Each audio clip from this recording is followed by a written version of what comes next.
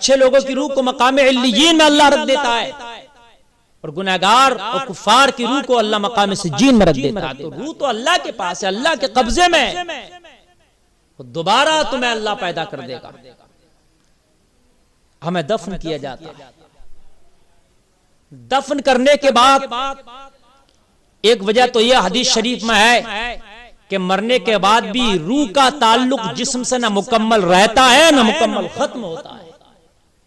यानी जिस्म का ताल्लुक रूह से न पहले की तरह ऐसा रहता है जैसे जिंदगी में था और ना बिल्कुल खत्म हो जाता है। रूह का ताल्लुक मरने के बाद भी जिस्म से रहता है।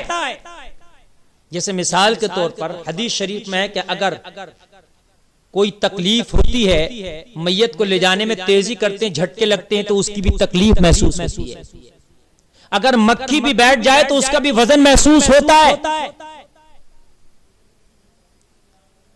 अगर मैयत को कोई अजियत दी जाए तो उसकी तकलीफ महसूस करता है। रूह का ताल्लुक ना मुकम्मल पहले जैसा होता ना मुकम्मल खत्म होता है।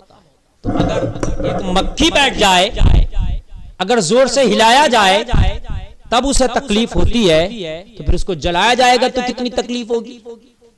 इसलिए हमारे मजहब इस्लाम में उसको जलाया नहीं जाता। हमारे यहाँ हमारे मुर्दों को दफन किया जाता है। अब खैरियत से उसको दफन करके जमीन के हवाले कर दिया। हम मिट्टी से पैदा हैं, मिट्टी को मिट्टी के हवाले कर दिया। कुरान में ना मिनहा खलकनाकुम, हमने इसी से पैदा किया, व मिनहा नुखरिजुकुम, और हम उसी में तुम्हें लौटा देंगे। तो अल्लाह का वादा है लौटाने का। हम अल्लाह की अमानतें, तो जब इंतकाल होता है तो अल्लाह की इस अमानत को उसी जमीन में हम लौटाते हैं कि अल्लाह तूने लौटाने का वादा किया, तेरी अमानत को जमीन के हवाले कर रहे हैं जिस जमीन से इसे पैदा किया था। और अल्लाह फिर फरमाता वमिनहा नुखरिजुकुम तारतन उखरा, और फिर दूसरी मर्तबा जब हम तुम्हें जिंदा करेंगे तो इसी मिट्टी से हम तुम्हें उठाएंगे। सब कुरान में अल्लाह इसी मिट्टी से हमें उठा लेगा, इसी मिट्टी से अल्लाह हमें जिंदा फरमा देगा। तो इसलिए हमको दफन किया जाता है, अल्लाह का वादा भी पूरा किया जाता है, वो अल्लाह की अमानत को भी सुपुर्द किया जाता है। फिर वो खाक है, खाक से मिल जाते हैं और इसी खाक से अल्लाह उठा लेगा। कईयों के जिस्म तो ऐसे भी होते हैं कि सलामत भी रहते हैं। हालांकि कब्र में अगर जिस्म गल जाए, सड़ जाए, तो ये इस बात की अलामत नहीं कि ये गुनाहगार है। नेक लोगों का जिस्म भी गल सकता है, ऐसा नहीं है। जिस्म गलना इस बात की अलामत नहीं है कि ये नेक नहीं था ना। बहुत से लोगों का जिस्म गल जाता है और कईयों का जिस्म नहीं भी गलता। कभी कभी अल्लाह निशानी के तौर पर रखता है उनको, नहीं भी गलता उनका जिस्म, सलामत भी रहता है। लेकिन हाँ, अंबिया का जिस्म नहीं गल सकता। अंबिया का जिस्म सलामत है अपनी कब्रों में।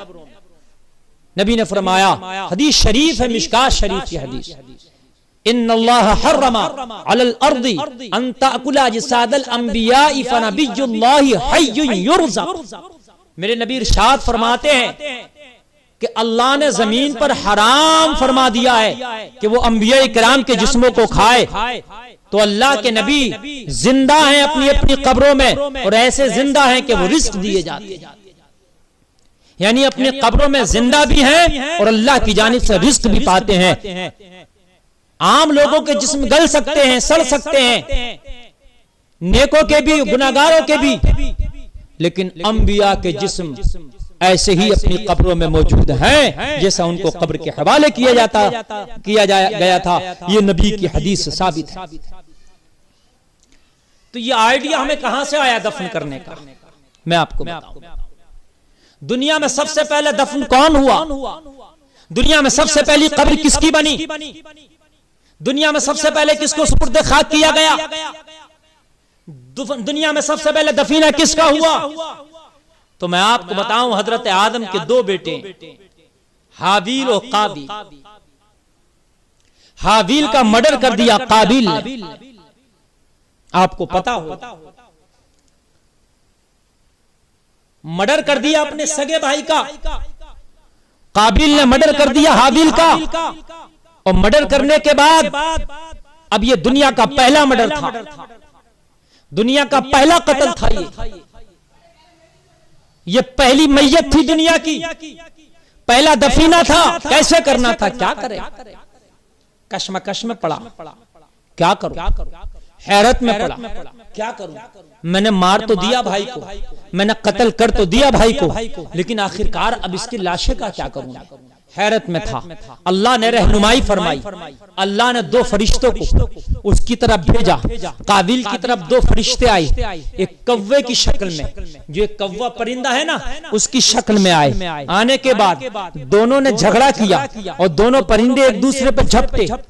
देख रहा था काबिल दोनों की तरफ, एक परिंदे ने दूसरे को मार दिया, एक कौवे ने दूसरे को मार दिया। मारने के बाद जैसे ही मर गया तो फिर उसने क्या किया है, जाहिरी तौर पर वो कौवे परिंदे, लेकिन हकीकत में अल्लाह के भेजे हुए फरिश्ते हैं जो अल्लाह ने उसकी रहनुमाई के लिए भेजा है उनको। अब दोनों ने एक दूसरे से झगड़ा किया, एक ने एक को मार दिया। थोड़ी देर में उसने क्या किया, अपने पंजों से जमीन को कुरेदना शुरू किया, मिट्टी को हटाना शुरू किया। मिट्टी को हटा दिया, हटाने के बाद में एक गड्ढा सा कर लिया। गड्ढा करके उस परिंदे ने दूसरे परिंदों को, जो मुर्दा परिंदा था, उस गड्ढे में रख दिया। और गड्ढे में रखने के बाद फिर उसके ऊपर से मिट्टी अपने पंजों से डालना शुरू कर दिया, अपने पंजों से मिट्टी उसकी कब्र में फेंकना शुरू कर दिया। और देखते देखते थोड़ी ही देर में उस परिंदे को उसने जमीन के हवाले करके उसकी कब्र बना। काबिल ये सारा माजरा देखा, उसने ये माजरा देखा और देखने के बाद भी फिर उसने अपने भाई की उसी तरीके से कब्र खोदी। और कब्र खोदने के बाद अपने भाई को कब्र में रखा, और काबिल को कब्र में रखने के बाद फिर उसने मिट्टी उसके ऊपर डाल दी और उसकी कब्र बना दी। ये दुनिया का पहला दफीना है, ये दुनिया की पहली कब्र है, ये दुनिया का पहला जनाजा है कि जिसको इस तरह से दफन किया। सामीन हजरात, यही तरीका आज तक चला आ रहा है। हम भी इसी तरीके से दफन करते हैं, और मुसलमानों के अलावा और भी बहुत से मजहब के लोग दफन करते हैं। ईसाई अपने आप को दफन करते हैं, यहूदी अपने आप को दफन करते हैं, और भी बहुत से लोग जो है अपने आप को दफन करते हैं। अल्लाह ताला शरीयत की सही सूझबूझ हमें अता फरमाए।